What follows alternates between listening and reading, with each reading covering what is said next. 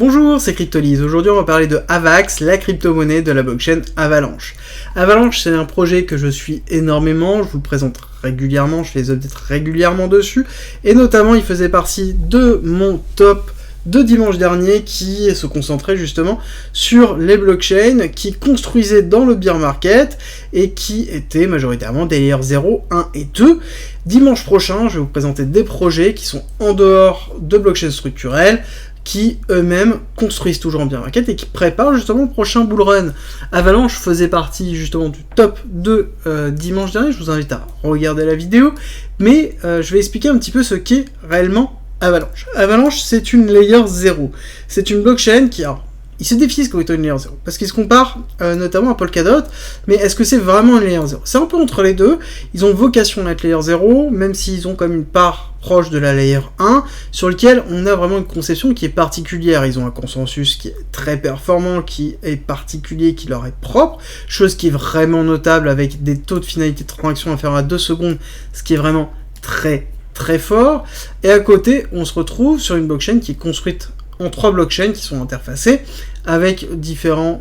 rôles pour chacune des blockchains, et on a beaucoup d'éléments qui sont mis en place dans l'écosystème pour que les différentes blockchains qui se construisent sur Avalanche et de différentes applications puissent avoir accès à tout ce que Avalanche met à disposition et à tout ce qui est interconnecté directement à Avalanche. Ça veut dire que si Avalanche est directement interfacé à une autre blockchain, tous les éléments qui se trouvent sur Avalanche le seront aussi, et c'est une force des layers 0, de ce principe-là, de sous-couche, c'est vraiment une fondation sur laquelle les autres se construisent. À côté, en termes de technique, nous avons 4500 transactions par seconde, une finalité à 2 secondes, et 80% paramétrable, chose qu'on reviendra un petit peu plus tard. À côté, ils sont EVM compatibles, ils ont développé leur Avalanche Virtual Machine, donc qui est vraiment intéressante, qui est sur une base de EVM compatible sur lequel ils crèvent des nouvelles fonctionnalités, donc on est sur quelque chose qui est très simple d'utiliser, avec une notion d'interopérabilité instanciée directement au sein de l'Avalanche Bridge, donc c'est vraiment très intéressant dans la façon dans laquelle c'est conçu, et ça va même beaucoup plus loin à travers les subnets. Les subnets, c'est quoi ? C'est vraiment une énorme fonctionnalité qu'on retrouve à Avalanche, qu'on retrouve chez d'autres blockchains en effet, mais en l'occurrence chez Avalanche ça s'appelle les subnets. C'est quoi ? C'est une image de la blockchain Avalanche, mais qui est hautement personnalisable, où justement on peut avoir accès dessus, et sans être sur une chaîne publique, on a toutes les fonctionnalités, toute la technologie d'Avalanche sur un domaine privé, donc c'est une blockchain privée, et on peut s'interfacer avec la blockchain public quand on le souhaite. Donc c'est parfait quand on veut construire une blockchain dans un réseau interne, donc pour construire un certain nombre de choses autour de ça, ça vous donne justement la main sur tout, et vous pouvez ensuite, si vous le souhaitez, interagir avec la blockchain publique, et c'est la grosse force des subnets. Et ils ont été de toute façon construits pour quelque chose de particulier, c'est les institutionnels. Forcément, ils ont besoin d'avoir des subnets, ils ont besoin d'avoir la technologie sans être en public, ce qui est tout à fait logique, et c'est une des forces de Avalanche, c'est que au niveau des produits et au niveau même de leur façon dans laquelle ils se commercialisent, on voit bien qu'ils cherchent les institutionnels, ils cherchent les gros groupes, c'est leur façon de fonctionner, et on va le dire, ça fonctionne plutôt bien, et c'est une façon de se tourner vers l'adoption massive de la DeFi. Pour aller plus loin, Avalanche, c'est aussi la gamification, donc tout ce qui est l'utilisation de la blockchain sur les jeux vidéo, ils ont un gros pied dedans, il y a certains projets qui sont allés, et globalement, Avalanche travaille énormément, il y a beaucoup de news autour d'Avalanche, sur les différents projets qui sont en train d'être faits, et des partenariats clés qui sont en train d'être conçus et finalisés, voire même dévoilés, comme on l'a eu il y a quelques semaines. Et si je dois aller encore plus loin dans la notion d'Avalanche, si je regarde un petit peu ce qui s'est passé avec l'Avalanche Summit, qui était l'événement effectué à Barcelone, c'était un des meilleurs événements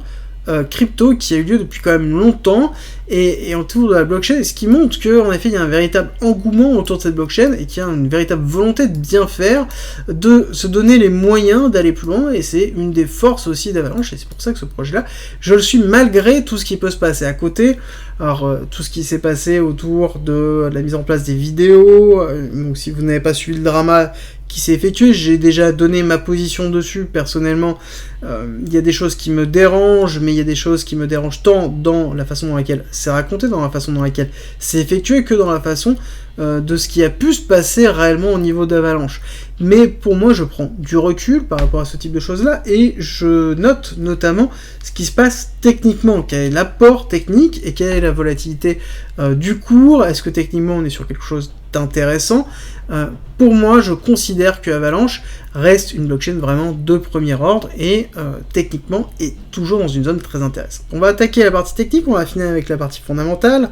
Avant, n'oubliez pas, le Discord, je l'ai créé exprès pour le partage. Il est à disposition en commentaire et en description. Il est là vraiment pour regrouper en fait toutes les informations. C'est un peu un hub d'informations. Il y a toutes les informations sur la technologie de la blockchain, sur les crypto-monnaies, sur le trading, sur l'investissement. On essaie de regrouper tout. Il va y avoir plein de nouvelles qui vont arriver, notamment dans les semaines qui arrivent. Donc restez raccordés en tout cas au Discord. Vous allez voir, il y a plein de news qui vont tomber. Et c'est avec plaisir que, justement, on discute tous ensemble et on partage avec des passionnés comme vous, comme nous, pour pouvoir justement avancer ensemble et partager nos connaissances. C'est le but vraiment de la création du Discord.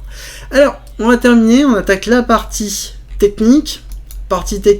qui est somme toute classique par rapport à la construction d'une blockchain, en tout cas d'un projet d'infrastructure sur lequel on a une période d'accumulation, accélération haussière, consolidation ici avec distribution, accumulation, donc réaccumulation, départ haussier, donc là on est vraiment dans une pattern ici vraiment très Wyckofienne, accumulation Wyckoff, réaccumulation Wyckoff, accélération haussière. On est même sur une pattern héliotiste avec vague 1, grande vague 1, retracement de la 2 effectif qui s'effectue, où on va regarder un petit peu plus loin là. Derrière, en termes de Wyckoff pur, nous avons laissé un BCARST, donc une distribution, buy-in climax, donc le cours remonte, s'arrête, ici on a bien l'arrêt de la tendance haussière, on retrace l'automatic rally, l'AR, et on reteste cette zone-là, on fait un secondary test, donc c'est classique d'une distribution de Wyckoff, on va aller faire ensuite le saut, le sign of weakness, donc point bas ici. Pour ceux qui ont l'habitude de faire plutôt du chartisme classique, ils vont voir un M-top. Bon, généralement, là-dessus, on voit bien, ceux qui ont l'habitude de faire du Wyckoff, une schématique de distribution effective. Alors, avant de rentrer plus en détail au niveau de la technique, ce qui est intéressant de retenir, c'est que nous sommes dans la spot zone très important, on est vraiment dans le bas de la spot zone, donc zone très intéressante pour rentrer sur le long terme pour Avalanche, si bien évidemment on est intéressé sur le projet, si on suit le projet, on est vraiment dans une zone très très basse au niveau d'Avalanche, on est dans les 17$, on sait qu'on peut aller un petit peu plus bas, je vais en parler un peu après au niveau des liquidités, mais ça n'empêche que même si on va toucher les 15 voire les 8$, donc zone de liquidité qui a été laissée ici par l'accumulation de la réaccumulation, donc cette zone ici, même si on va descendre plus bas dans cette zone-là, on reste dans une zone très très basse et très long terme d'accumulation, d'accord? On est vraiment dans une zone sur laquelle c'est intéressant d'acheter, c'est intéressant de pouvoir s'exposer. Si on regarde un petit peu au niveau du mouvement et du retracement global que l'on a, alors je vais juste décaler parce que j'avais pas vu que c'était en train de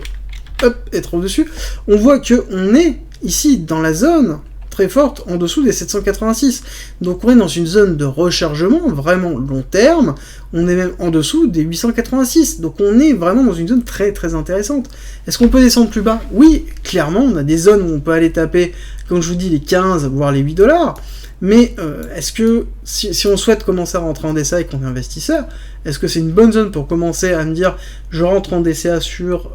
Avax? Bon, moi, si vous regardez ma spot zone, je vous dis que c'est intéressant de rentrer dans Avax depuis un certain temps, parce que je considère que c'est un titre qui est intéressant, et que si on rentre de façon intelligente au niveau de la DCA et qu'on renforce très fortement les positions qu'on est dans la partie basse, on a un prix moyen d'achat qui est diminué, donc on est sur un prix moyen d'achat qui est intéressant, et sur lequel on peut avoir justement une zone où on va lisser totalement son prix. Et que si on est intéressé par le projet, à l'heure actuelle,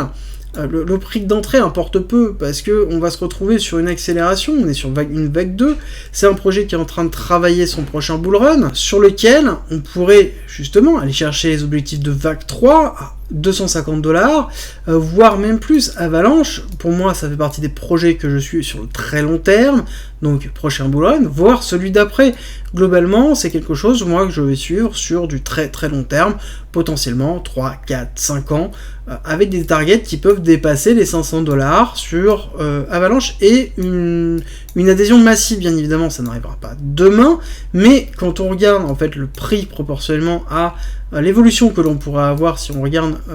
qu'on se projette un petit peu dans le temps, on va avoir quelque chose qui va être beaucoup plus poussé. Oui, le projet en lui-même peut avoir des difficultés, mais je trouve que en termes de solidité, c'est quelque chose qui est très intéressant et que même en court terme,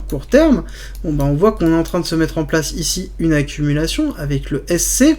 ARST, on a bien ici la Q qui est en cours, avec potentiellement un retest qui est en train d'être fait, et qu'on est dans une fin d'accumulation aussi, accumulation ici, avec le STB qui est ici, donc SCAR STB, donc prise de liquidité, on est sur quelque chose qui est très classique, et globalement ce qu'on pourra attendre c'est en effet une cassure baissière sur laquelle on pourra aller chercher potentiellement les 15$, voire un petit peu plus bas si jamais on a une accélération baissière, mais on est sur quelque chose qui est majoritairement très positif en termes de structuration, où on a quelque chose qui est résilient, où on a du volume qui est en train de se positionner, bon, on a une pattern sur lequel on voit que les gens sont en train d'acheter de la VAX, tout simplement sont en train d'accumuler, et ça me paraît tout à fait logique. Est-ce que ça peut descendre plus bas? Oui. Est-ce que ça continuera à acheter? Oui. Est-ce qu'on va aller chercher beaucoup plus haut? Moi de mon côté, AVAX fait partie en tout cas des blockchains que je suis pour le prochain bullrun, et ça je pense que vous l'avez compris.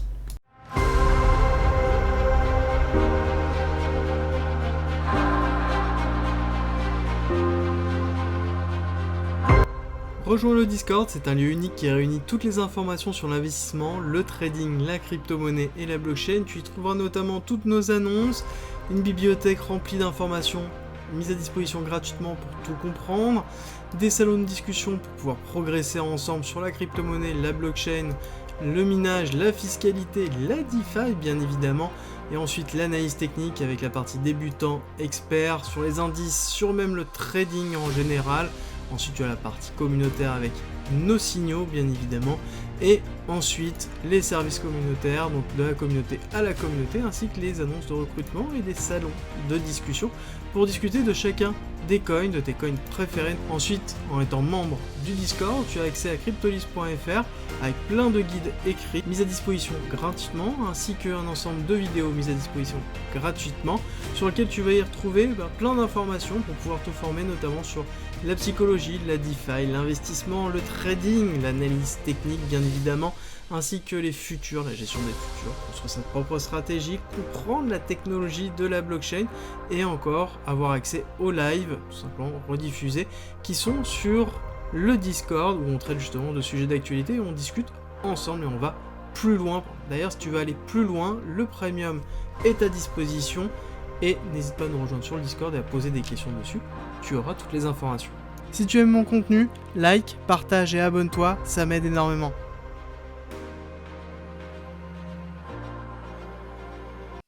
Merci d'être resté avec moi jusqu'au bout. Abonne-toi, partage si t'as aimé et rejoins-nous sur Discord. C'est avec plaisir qu'on t'accueillera. Et à très vite.